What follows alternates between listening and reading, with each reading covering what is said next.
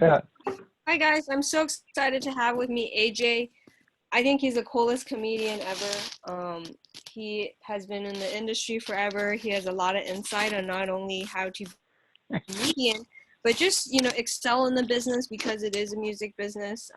We kind of met over Facebook and we started like vibing and talking about like what's going on now because nobody can go to open mics right now. We're in the middle of freaking quarantine. We're in the like late April. The country's opening up slowly, but I think comedy has changed forever. So without further ado, welcome AJ. How's it going? Hello. Hey, what's up, guys? Hey, yeah. Yeah, fake applause. The most applause Fake I've applause. had the last 2 months. I feel like I'm dying. So can you tell us how you got started in comedy? Insert laugh track. Let's see. Hey guys, I'm AJ Felix, or you can call me AJ.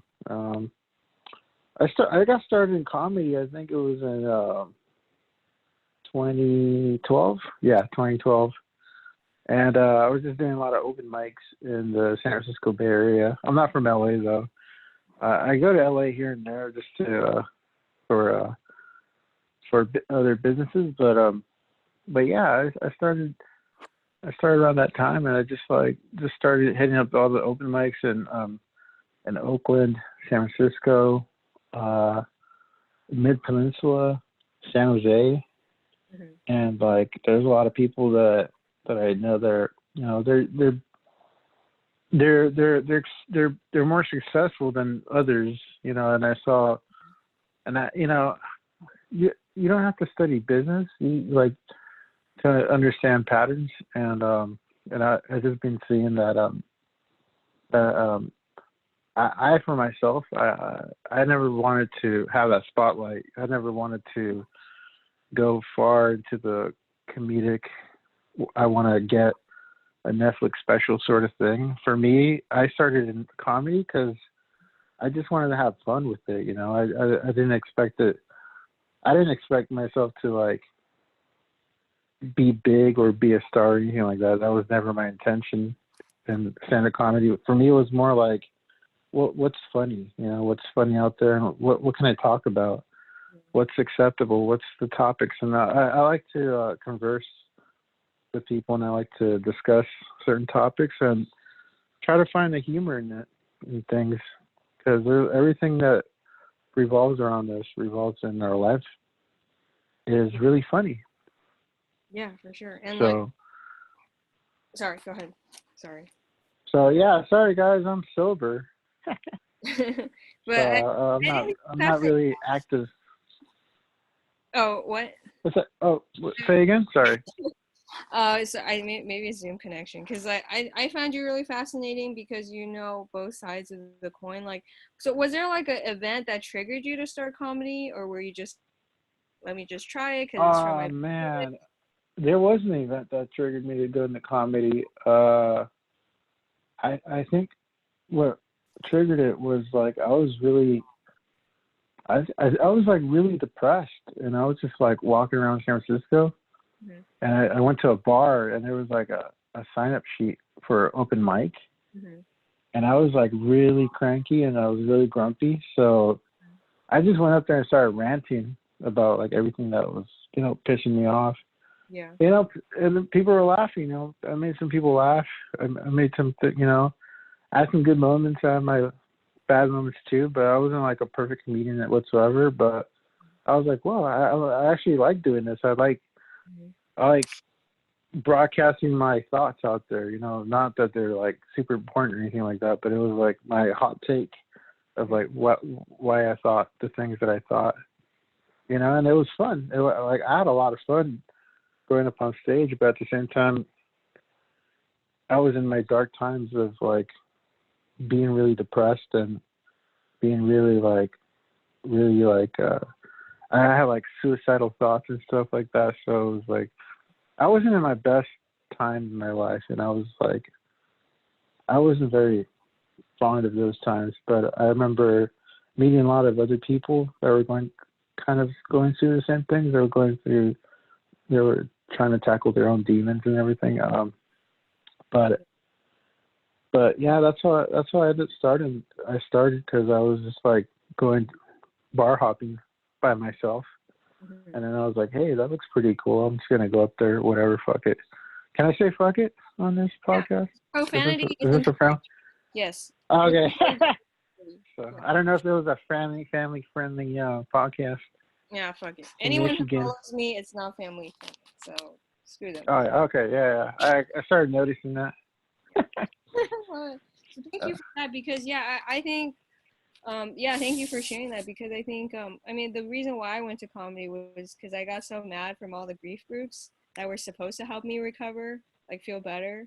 Because after my mom passed, I was just like, I guess that's what you're supposed to do. And instead of making me feel better, they just made me feel worse. I was like, all right, let's just do the complete opposite.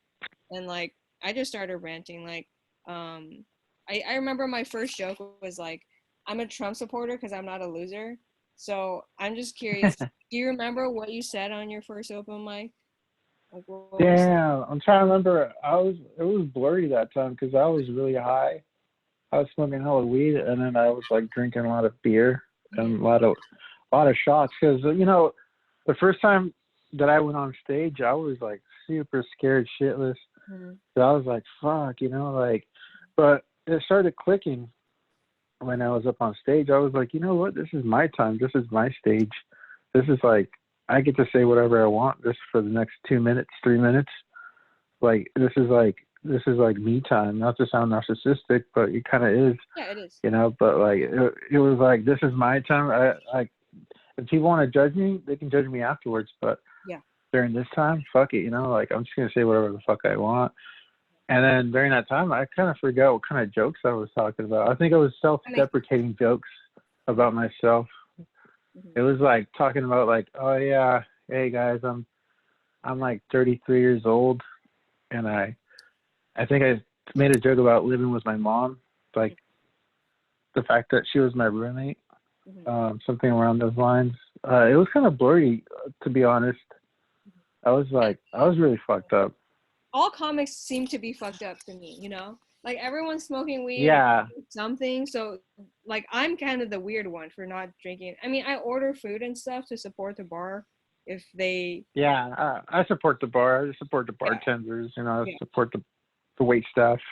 yeah. I just The think yeah, it's because that's normal. Most people who are comedians are, drinking or on some sort of a substance. So I think that's just normal. But yeah, so you've been in since 2012, so that's a long time. So what changes have you seen in just comedy itself, or like maybe your own growth? Like what has changed in the last 8 years? I I've seen a lot of changes in comedy. Uh, but like in the past 3 years, I slowed down a lot significantly because I've been like doing a lot of therapy. I started going to therapy. Hmm. I started getting a lot of help. I started sobering up. I started doing less drugs. I stopped doing drugs, not completely, but like I still smoke weed once in a blue moon. I have like a beer once in the blue moon. But for me, it was really growing up. I was like, fuck, I better focus. I'm getting older. I'm not going. I'm not going anywhere. I better like, really like speed up my speed up my goals because I'm still kind of stuck in the same place. Like it's a lot of fun going to open mics, showcases. Doing a lot of shows for other people or for yourself, or like collaborating with other people. That's cool. Yeah. But at the same time, I was like, shit. I've seen other people that they've been in the business for 20 years, but they really haven't. All they have on their resume is like, showcases, local Bay Area showcases, or they've been in other states. I'm like, oh, that's cool. I mean, like, but like, are you developing any like, are you like developing your own web series, or are you developing your own marketing strategy to get your brand out there? Are you growing as a comedian? Are you growing your brand? Are you growing your product, which is yourself? Are you becoming more successful with other entertainers and other collaborators, other writers? I mean, I'm not crapping on the people that are just staying in that same area, but it's like I met those people that that kind of complain and whine about how come they're not in a higher place, how come they don't have, Netflix deals or whatever. It's like, well, you got to go and earn it. Basically, you got to go work at it. You can't just like expect Hollywood to knock on your door and be like, hey, we saw you on some random YouTube clip that you put up 8 years ago. You look pretty, you were pretty funny with that one joke. Do you want to be part of our TV show or whatever? Or you want to be part of our movie? It doesn't work like that. It's really like, and the 8 years that I've been doing comedy on and off is that the old school way doesn't work anymore. It's really about you putting yourself out there with, by yourself or with other people, and creating your own web series, or creating your own independent movie, or creating your own TV show, I guess, or whatever you want to call it, whatever kind of medium you want to put it in. Those people are succeeding greatly.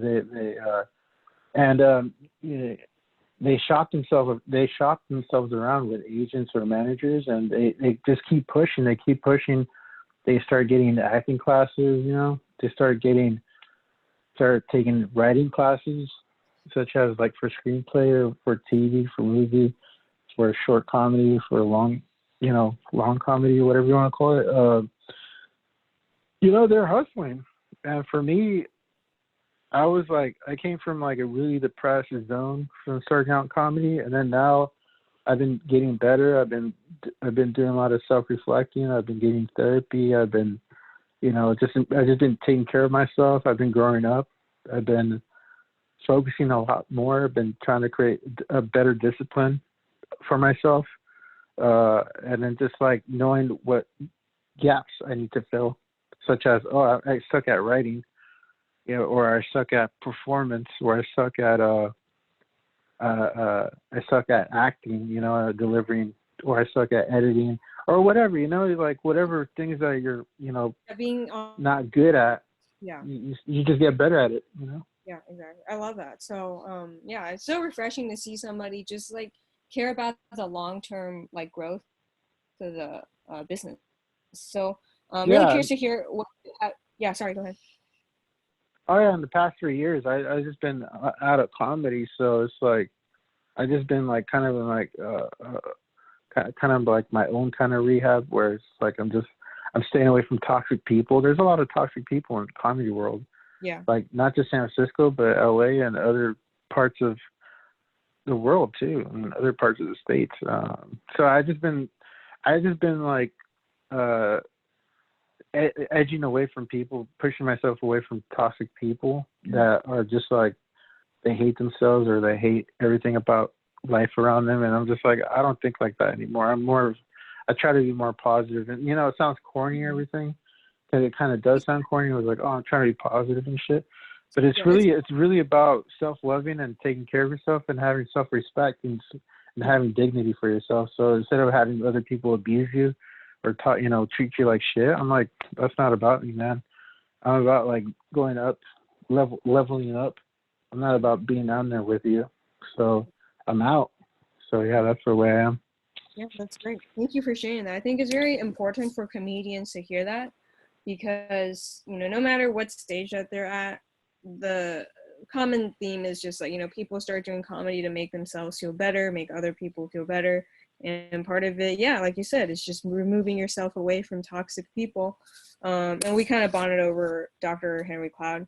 And he's actually doing online courses too. He's doing like churches. Oh, nice. And like I joined his like membership thing, and he has like so many classes on like, dealing with PTSD, like, toxic people. Of course, he wrote like a million boundaries books. So I think this time is very interesting, because I don't know if this will repeat in history ever again, but I'm just seeing, so many comedians take to virtual mics, and people basically not even able to do open mics in person. So like, what do you think of what's happening now with, quarantine? Like, what do you think will happen with the comedy world? I think there's a lot of awesome things that are happening in the comedy world right now. People are getting really creative on delivery systems, on how to get their funniness out there to people. whether if it's going to be profitable or not. You know, like a lot of comedians, you know, there's comedians out there that don't really care about money, but since there's no jobs, people do care. You know, there's sort of this thing of like, oh, how do I make people laugh, but at the same time take care of myself as well? So a lot of people have been. I've seen comedians. Comedians have more exposure and have a lot of more weight in the comedy community. They have been starting their own Zoom type of online comedy type of showcases, and I've seen a couple of them that have been paying comedians for their time, and they found different ways to collect money from, you know, audience members or from sponsors, and reroute that money towards comedians that are giving up their time and effort and energy to make the audience laugh as well. So it's like, wow, that's pretty cool, you know. That's better than most showcases that I've been to, where a lot of places don't want to pay up. So it's like, so yeah, people are getting really creative, and I think there's going to be a lot more creativity in the future. There's VR around the corner, so we're going to be able to go to a comedy club in our VR, you know, in our VR headsets. We're going to be able to immerse ourselves in different virtual worlds in the future. There's not really that far from the corner. We can like link up more effectively with other people. I think there's going to be a lot of cool things happening around the corner with the help of technology and with the creative skills of people that are finding ways to show their work to the world. So yeah, there's a lot of cool stuff coming down the road. Yeah, I really appreciate your optimism, because I think it's so easy to say, oh my God, I'm so sad, like all the comedy clubs are closed. I think it's like, this is the time for comics to make people laugh, because like, if not now, oh yeah, that's like you're supposed to yeah. Good job. So thank you for saying that, because I think the people who are very successful are often just optimistic, and you have to be optimistic now, because like, it's easy to like, yeah, sorry, go ahead. Oh no, go ahead. So yeah. Yeah, it's easy to say, oh my God, you know, the world is crashing down, everyone's gonna die. But it's like, well, you're a comedian, you should make us laugh, you know. So I see a lot of like Zoom meetings, and it's great. Yeah, people are getting paid for their meetings, and I think it's a time for comics to really look at their careers and be like, hey, what do I do now? Because I think there's nothing stopping comics from literally doing live every day. You know, it's just like, whether or not you're good, that's outside of your control. It's just, you know, part of it's just, you know, practicing. But if you're not even putting yourself out there every day, it's like, what do you expect? You know, it's just like, bookers are still there. You know, they're still paying attention. You know, who's going on live, who's not, who's, you know, contacting these people. So yeah, thank you for saying that. So all right, so let's talk about. Oh yeah. Yeah. Oh yeah. One more thing I want to touch about that we just talked about people being successful. There's this one thing I want to put out there, that people, yeah, I've been reading, you know, like Dr. Henry Cloud and other professionals that talk about success. The major pattern of people that have this one trait, I sound like a clickbait YouTube video, but the one major trait that successful people have is that they have a high EQ. So if people don't know what that is emotional IQ. So emotional quotient. So basically what that is that if you are emotionally developed, basically that emotionally developed means that whenever something bad happens to you, like there's a burp or there's a hiccup in your life, or somebody says something to you, like it gets in your skin, you don't like go off or like fall off your bicycle, and you know just let that shit ruin you for a long time, where you ruminate and those negative thoughts, or where you burn bridges. Oh man, dude, I met a lot of comedians that burn bridges like crazy, where like bookers, yeah, dude, bookers are like, hey man, you know, blah blah blah, you know, they do something shady, or you know, they do something that the comedian doesn't like, and then they're like, oh fuck you man, I don't need you, like I'm gonna be great one day, and then they just burn that bridge. That person has a low EQ. They can have the highest IQ, which is different from IQ, which is, you know, just regular intelligence, you know. So people don't understand that. And I met comedians that have high IQs and they have great writing, they have great delivery, they have great performances. But when you meet them, they're fucking shitbags because they have low EQ, because they don't know how to talk to people, they don't know how to communicate, they don't know how to like take criticism, they don't know how to take feedback, they don't want to take feedback. They're like, oh, fuck you, you know, you don't know shit, or they don't know how to converse ideas, or like, oh yeah, you know, that's a great idea, you know. So those people never make it because they basically burn themselves, and they give off a bad taste in not only the community world but also in Hollywood. So people know about you. It's like, oh, that guy's really great, but he's difficult to work with. Once you get stamped with that difficult to work with, you know, status, nobody wants to mess with you. Nobody wants to talk, you know, fuck with you. Nobody wants to collaborate with you. Nobody wants to deal with you because you're more of a headache. Yes. And you're a higher risk to work with, and that money is going to get fucked with when it comes down to pay time. So people don't want to. They're not going to mess with you. So this is something I want to tell comedians, is that work on your EQ, work on your emotional development, because there's a lot of comedians I met out there that they think they're the hot shot. They have fucking huge egos and shit. They think like, oh, I don't need anybody. I'm gonna make it by myself. Because I saw this top comedian on fucking this documentary make it without anybody. No, you need people to help you. You need people to root for you. You need people to hype you up. You need people to say, hey, you know, I want you to meet this person. You know, I want you to see their comedy. They're a great person. You know, if you keep burning bridges and you keep thinking you're the shit, you think you're like, oh man, I'm way better than any of these fuckers out there. Nobody's gonna fuck with you. I don't want to fuck with you. You know, if I have like something I'm doing and putting something together, and then you happen to be the best of the best in the lineup of comedy, I'm still not gonna hire you. I'm gonna hire this other asshole that's super nice to me, but his comedy sucks. I'd rather work with him than somebody's like best of the best. You know, I don't want to deal with the headaches. So yeah, I just want to put that out there. So true. Yeah, really great advice. I'm trying to learn this as I go. But yeah, generally great advice for everyone. So before we wrap up, like, do you have, I guess, like, what do you enjoy talking about? And then what kind of advice do you have for new comics starting? What do I like talking about? I like talking about music, but with new comics, with new comics, it depends what the new comics want to do. Like, I met comics because I was the new comic myself too. There was comics that, you know, they want to make it. They want to make it in the comedy world. They want to be with the rest of the big dogs. They want to be on the top, and that's they have a different motivation. They have a different motivation than other people that just want to work on comedy, like on their writing skills. There's other comedians that want to work on their audience performance, you know, learn how to talk to people in bigger arenas. Not arenas, bigger, you know, just more people. What do you call that? Speech. They want speech presentation. Yeah.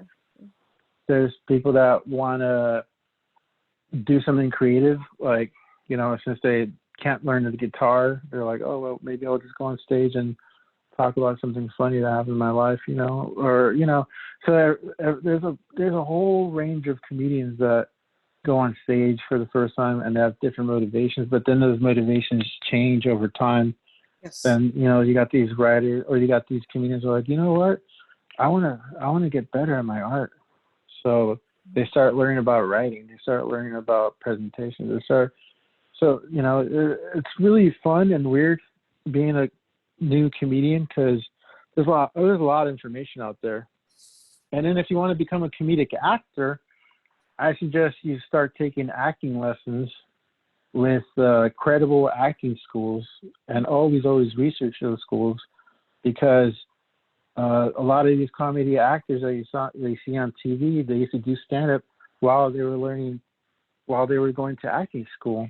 And then once they got better at their stand-up comedy, they started auditioning for these acting gigs, such as, you know, in LA, you can get a manager or an agent. I used to have an agent, but I dropped it because I needed to work on my own things. But once you work on your timing, your beats, your presentation, your delivery, your skills in acting, and then you can go audition for these agencies, and they're like, oh, you seem really good at this comedy stuff. It's like, yeah, I've been doing everything I could to get better at it. And they're like, oh, great, let me see some of your work. And you audition for them, and then they're like, oh, you know what, it looks like you're really passionate about this. And then they hire you. But there's thousands of agencies out there for acting and for comedy and stuff like that. You gotta also research where they're at, whether if it's a boutique, they're like a small business or like a small firm, or mid range, or they're like high tier like CAA or stuff like that, or whatever, you know. So if you really want to get into this comedy world, you got to research you gotta research what you really want to do, what want to reflect, because time is really valuable, and there's not a lot of time for, you know, in life. I mean, there's a lot of time we have now because of the coronavirus, but there's not a lot of time overall. Yeah. You know, so it's like, so you got to figure out what you really want to do and focus on that. And if you still have demons like I did, you got to take care of those things too, because those demons are going to get in the way of you being successful. Yes. And also, you got to work on your emotional intelligence. So basically, if you don't know how to take feedback or critical, you know, ideas or anything like that, critical feedback or whatever, then you got to work on that, because that's also going to help you whenever you try to start doing business with other people, or collaboration, legal things, whatever. Because if you don't know how to do that, you're going to kind of shoot yourself in the foot in the future. So prepare now. Start doing everything now. Start learning everything you can right now, and go up, and don't be afraid to go on stage. Don't ever be afraid to go on stage. Just go. Because that fear slowly sheds off, like the fat that you used to have, if you're still chubby like me, you know, it kind of sheds off in the summer. But never mind. So just keep going on stage. Don't be afraid for anybody. Nobody's gonna invite you to say, hey, you know, I'm inviting you to go up on stage. Nobody's gonna tell you that. Nobody gives a fuck about you. You gotta go out there and do it. You know, go up there and get on stage. Go on the sign-up sheet, and don't chicken away. Don't walk away. Don't run away. I think new comics get scared and be like, oh man, this is a bad mistake. They fucking freak out and they leave. And I'm like, oh, that sucks for them. That could have been a cool experience in their life. Yep, totally. Awesome. So, can you share with us like your website? How can we work with you? How can we continue the conversation with you? Oh yeah, I got a website. If you want to talk to me, I'm still learning how to write. I'm still learning how to. I'm always learning. I'm always going to be a student of everything. I'm not a master. I'm not a pro. I'm always trying to be intellectually stimulated by new things, old things. My website's www.ketchuponpizza.com. So that's with a K. So ketchuponpizza.com. And you can hit me up through there. And I like to collaborate, but I don't like to collaborate with people that have low EQ. If you have a high EQ and low EQ, I don't want to work with you. If you have a mid IQ and a high EQ, I'll be down to work with you. Awesome. But if you have no EQ, I'm like, get away from me. For sure. Yeah. So thank you so much for being on this podcast. I learned so much.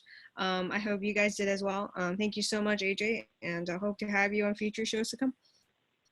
Yeah, thank you. I'll see you around. I'll see you on the shows.